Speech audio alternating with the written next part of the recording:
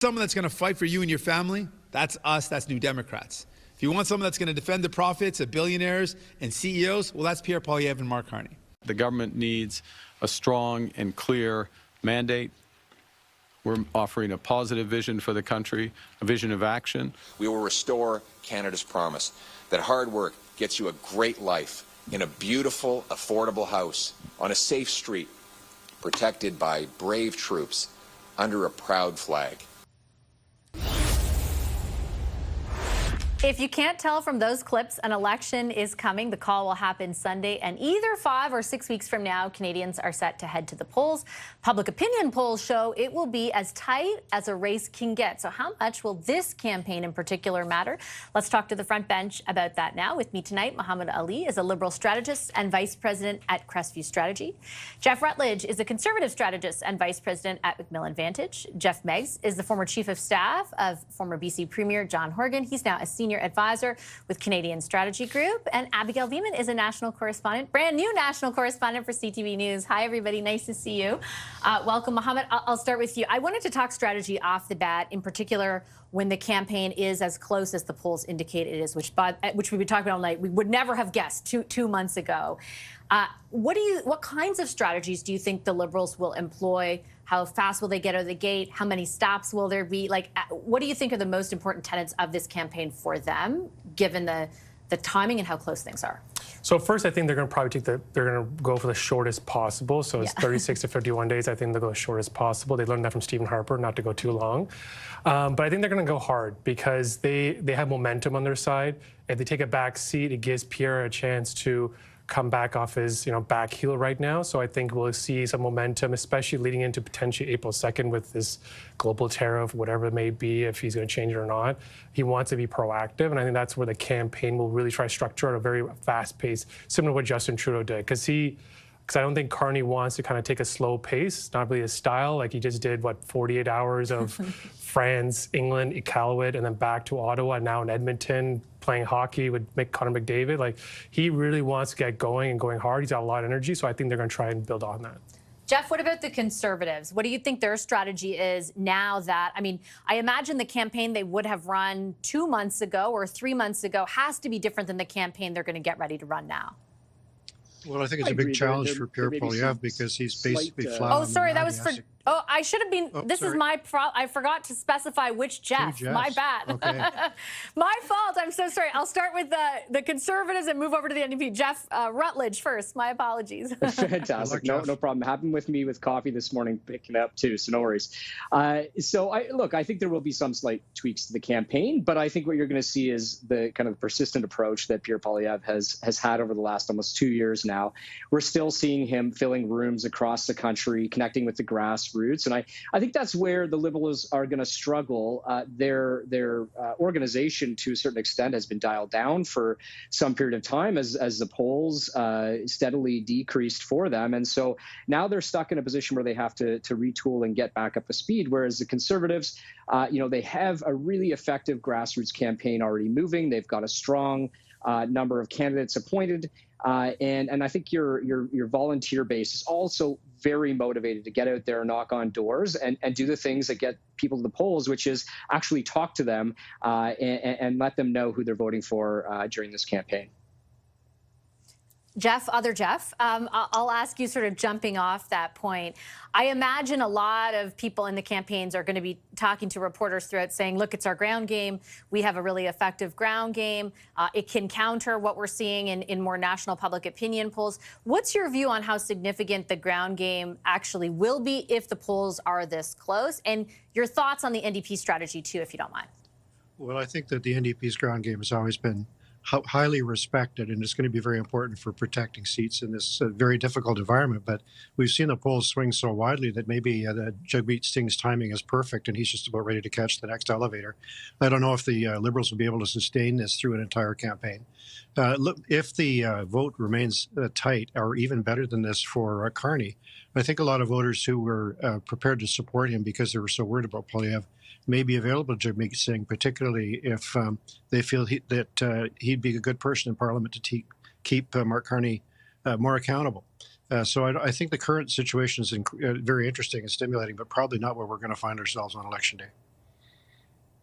Abigail, your thoughts on, I thought that the point off the top there about whether or not the ascent in the polls that the Liberals have seen over the last 6 weeks is sustainable is a really interesting one. I often ask, like Nick, whenever he's on, not this time, but last time, what's your gut feeling? Is this still on the ascent, or is there a peak ahead because of the example of what happened during the U.S. election, for example? What are you going to be watching for when it comes to whether they can sustain what has been a remarkable jump up for them? Absolutely, and I think it comes down to how nimble they can be actually on the road and on the campaign trail. I, was out on the road with 3 parties for both of the last campaigns, and how quickly can you pivot when you get new information about which ridings you have a better chance of holding on to or winning. And I think how quickly they'll be able to turn, to Mohamed's point about Carney wanting to get out of the gate and maintain that speed. Whatever you want to say about Justin Trudeau, he was the energizer bunny in terms of being able to go for days and days without stopping. So I'll also be very curious to watch from all the leaders how they will actually be out there on the road. Do you think, Mohamed, that the Liberals are cognizant or have sort of internalized the idea that this might not be sustained, or that they have to work to keep it sustained, or do they think they're just like on this elevator, as Jeff said, and the elevator is going to keep going up? I think that you kind of need to make sure the elevator keeps going up, because it's very easy that it can get stalled or something. So they're not going to rest on their laurels on this. I think they're going to keep pushing that experience, understands crisis, can also get really talk about the nuances that a business person like a Trump, because ultimately that will be the ballot box question, is not only who can best negotiate with Trump, but who can actually defend and make Canada more resilient. And he is laying that foundation. I think he's going to continue to piece and parle throughout the country about, here's where I'm going to make an impact in BC, and here's where I'm going to make an impact in Alberta and Ontario and so forth, and making sure there's a bit of a more cohesive story, that not leaving any region behind, because it really is like Team Canada. I think that's where he's trying to embolden the United Canada approach. And I do want to ask in the next segment about sort of the regional approach and differences in it. But Jeff, Jeff Rutledge, I should say, I'll ask a similar kind of elevator question to you. Do you think that the Conservatives have internalized that the elevator has stopped moving in the direction they were very used to? Because what you described in your last answer was they have a campaign ready to go, and we all know how successful they were at fundraising and strategizing up until essentially 6 weeks ago. Have they internalized that, do you think, and what does that look like if they have? Well, I think what it shows for the Conservatives is how accessible Canadian voters are right now. They're paying attention to the issues that really matter, and they're concerned. And I think that, if you, and we'll get into, I think, the discussion about the regional breakdown shortly, but, if you look at the average Canadian voter right now, they are looking to see what's happening in the States, but they're also concerned about what's happening here at home. And I think where the Liberals may stumble here, and where the Conservatives have a sincere opportunity, as Mr. Poilievre has been out today and in the weeks and months prior to this, is talking about how to create a strong, stable economy here at home. I think that the Liberals are very happy and pleased to kind of play on the international stage, but we've seen the results of that over the last 9, almost 10 years of, you can talk in platitudes at the international stage, but if you're not delivering for Canadians here at home, they'll recognize that, and they'll come out and vote for a party that will support Canadians first. Jeff, I wanted to ask you about the pitch, sort of jumping off what the other Jeff said there, that we would hear from parties. Because if I look to the Ontario election, it was Doug Ford wanting to talk about Donald Trump all the time, and the opposition parties employed a strategy of, hey, there's a lot of other stuff that has gone wrong under Doug Ford's watch, and we want to make sure that you're fully aware of that and thinking about that when you vote. Ultimately, at the end of the day, Ford's gamble paid off for him.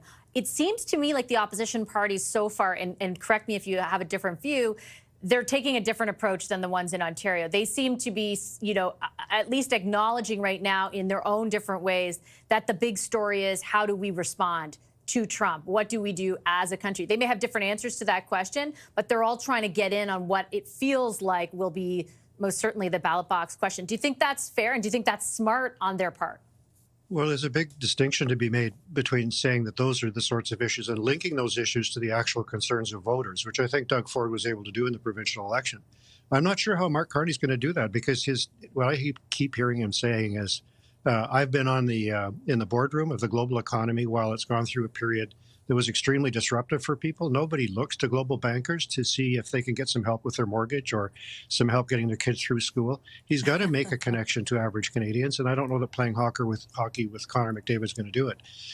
For Poilievre, he's been making a connection for a long time on other issues. And, even though he failed to get an endorsement from Donald Trump, which was probably a huge relief for him, he hasn't convinced people that he's not in that camp in some respects. And so I think that's the challenge for him. Jagmeet Singh, people will say, well, he was buried with the Liberals. He was in cahoots with Justin Trudeau, all of that kind of stuff. But he brought home Dentacare. And he's got a life story that's very compelling and a life experience that allows him to connect in different ways. So I think he's got opportunities here. Do you anticipate, Abigail, just to conclude on the NDP, that Mr. Singh will be able to capitalize on the opportunities as Jeff lays them out? Because thus far, over the last 6 weeks at least, most public opinion polls show that the Liberals rise.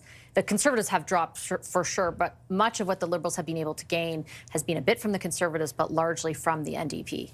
Well, I think he's certainly going to try really, really hard to do that, but whether that will actually happen, I think is a massive question mark and has a lot of people concerned about, the future of the NDP. So again, I think it comes down to how that actually plays out on the road. Jagmeet Singh has shown that he can connect with people one-on-one and while campaigning, but how will that play out over the whole 5 or 6 week period, and will he actually be able to resonate with enough people and to get that message out there?